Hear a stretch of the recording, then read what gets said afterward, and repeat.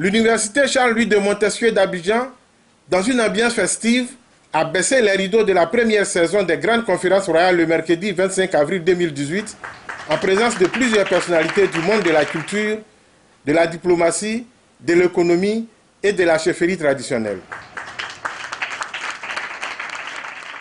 De février à avril 2018, d'imminentes personnalités ont partagé chaque mercredi, avec invités et autres étudiants, leur expertise à travers ces grandes conférences royales.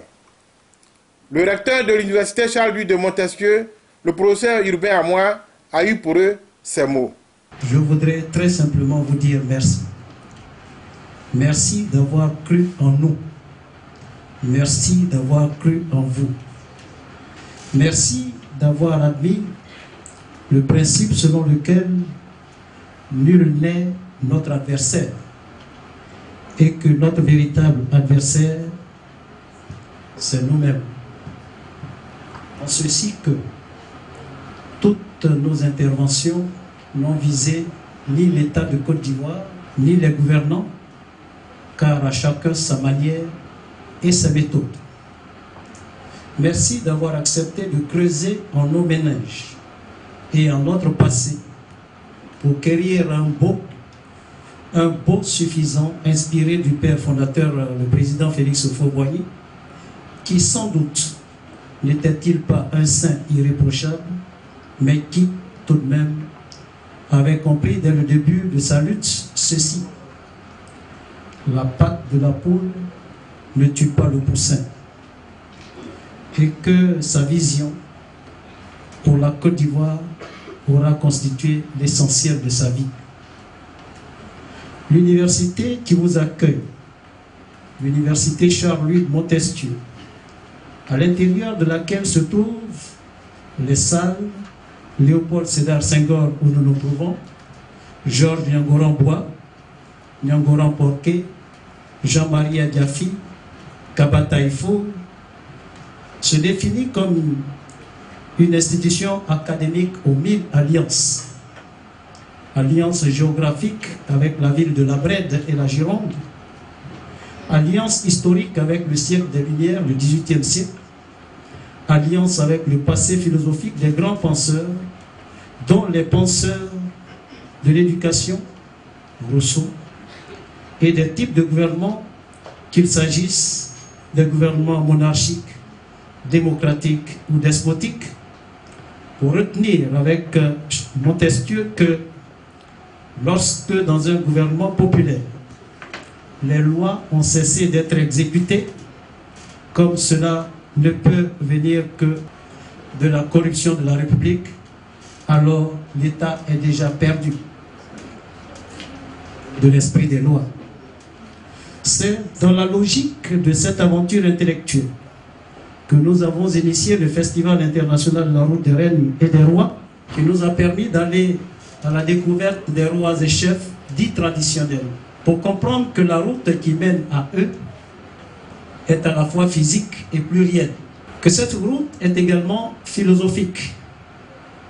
Plusieurs courants de pensée liés à leur façon de gérer, de gouverner, de prévenir et de transformer les conflits inévitables à toute cité, car en fait, chacun est ce qu'il est et ne peut être que ce qu'il est en s'inspirant de l'autre.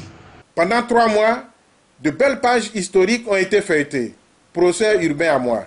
Pendant 3 mois, nous avons ensemble feuilleté par amour les belles pages de notre histoire et ensemble nous avons, en nos âmes, vibré au rythme d'une Côte d'Ivoire et d'une Afrique capables de renaître de leur cendre pour être plus belle et plus riche encore.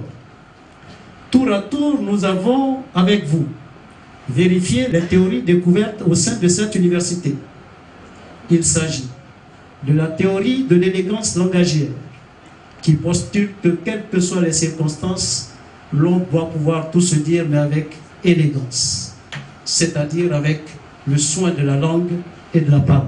Nous avons également interrogé la théorie des 4 vérités, qui postule qu'en toutes circonstances de règlement du conflit, l'on doit interroger la vérité intérieure, pour ensuite interroger la vérité scientifique, avant d'interroger la vérité divine, pour enfin parvenir à la vérité collective. Puisque nous sommes tenus de vivre sur le sol ivoirien, sur le sol africain, nous devons faire en sorte que par concertation, nous arrivions à un consensus pour stabiliser cet État. Nous avons également interrogé la théorie de la maîtrise de l'élégance du contexte. S'il est vrai que donner sa tête est une bonne chose, point n'est besoin de faire des démonstrations par l'absurde. Si l'autre en face de soi n'a pas la même logique d'appréciation que soi-même. Nous avons également interrogé la théorie du temps de réceptivité. Sans doute pouvons-nous nous dire tout, mais peut-être faudrait-il, comme au village, choisir les bons moments de la journée pour dire ce qu'il y a à dire, pour être entendu et être compris.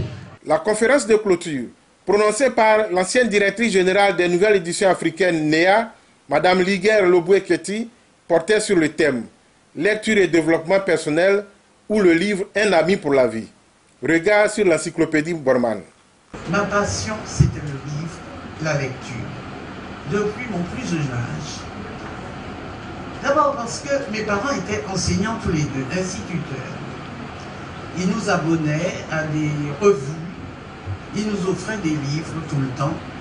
Donc nous étions abonnés à des magazines pour enfants, nous recevions des livres. Et surtout, à la fin de chaque année, après la distribution des prix, restaient toujours des livres. Et j'avais pris l'habitude, en découvrant toute cette quantité de livres entassés n'importe comment par terre, de les ranger. J'ai commencé à créer ma bibliothèque sans savoir que cela existait. J'ai mis des planches avec des briques et j'alignais les livres sur ces planches et je les lisais dans l'autre. Comment développer le goût de la lecture? Alors, il faut le faire depuis le plus jeune âge. C'est-à-dire qu'il faut laisser les enfants lire ce qu'ils aiment. Tout ce que l'on peut lire est bon à lire. La seule chose que j'interdis, que je conseille d'interdire, c'est la littérature pornographique. Je lisais Hakim, Rodéo, les petits Zambla. Laissez les enfants lire ce qui les distrait. Parce que la lecture, c'est une distraction, ce n'est pas une corvée. Alors, quand les enfants lisent, n'exigez pas un compte rendu, ne leur faites pas un travail qui devient après une corvée. Laissez-les lire par goût et par plaisir. De l'encyclopédie Borman, Mme Liguer Loboué a indiqué les origines.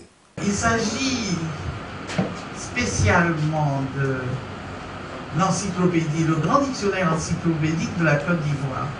Figurez-vous que c'est un homme seul, M. Bormans, Raymond Bormans. Il était devenu SDF, il avait quitté la France après un chagrin d'amour et il avait fait toute l'Afrique jusqu'en Afrique centrale et finalement il s'était fixé à Grand Bassam. Installé à Bassam, c'est le maire à l'époque qui l'avait hébergé. Et puis Sonia Lazareff qui faisait l'horoscope à la télévision, le nourrissait, elle l'avait rencontré, elle nourrissait, et un jour, elle m'a demandé de venir le rencontrer chez elle, et il m'a présenté les lettres A et B, déjà dactylographie, etc. Il avait décidé de faire une encyclopédie de l'Afrique. Et après les indépendances, il a scindé par pays. la Côte d'Ivoire, le Burkina Faso, la Haute-Volta à son époque, la Guinée, le Mali et le Niger. Et après les indépendances, il a avancé seulement la Côte d'Ivoire. J'ai été tellement impressionné, à ce moment-là je dirigeais les nouvelles éditions africaines, que j'ai accepté d'éditer cet ouvrage. Ancien président de la 49e session de l'Assemblée générale des Nations unies et président de la cérémonie de clôture des grandes conférences royales, son Excellence M. Amara ici a dit ce qu'il pense de la lecture. La lecture, vraiment, c'est la clé de tout. Quand vous avez lu un livre, vous avez toujours de quoi ne pas vous ennuyer. Donc je pense que cette série de séminaires, je crois que le thème le plus important que nous avons eu aujourd'hui, c'est ce thème, la lecture, pour les gens qui sont là aujourd'hui. Aujourd'hui, c'est vrai, il y a des défis avec Internet, avec le cinéma, avec les booms. À l'époque, on ne connaissait pas tout ça. Donc, on n'avait qu'une seule passion, c'était la lecture.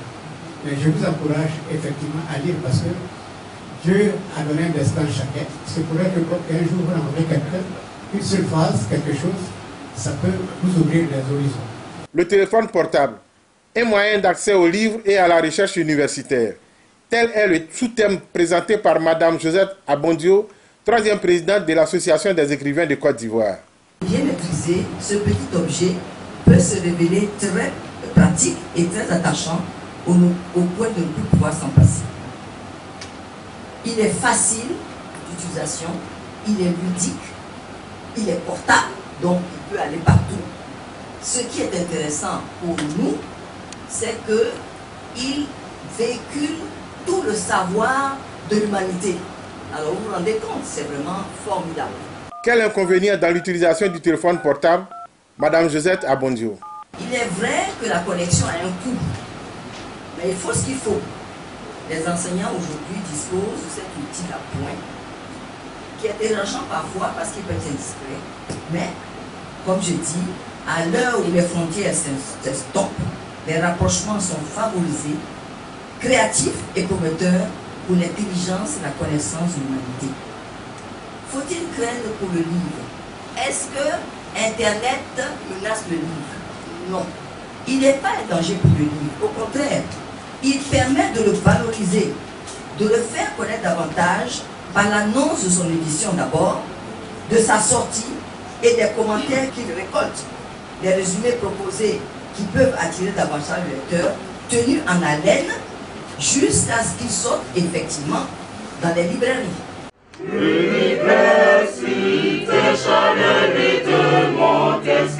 L'Université Charles-Louis de Montesquieu, reconnaissante à la présence remarquée de certaines personnalités lors de la première saison des grandes conférences royales, leur a offert des symboles de royauté.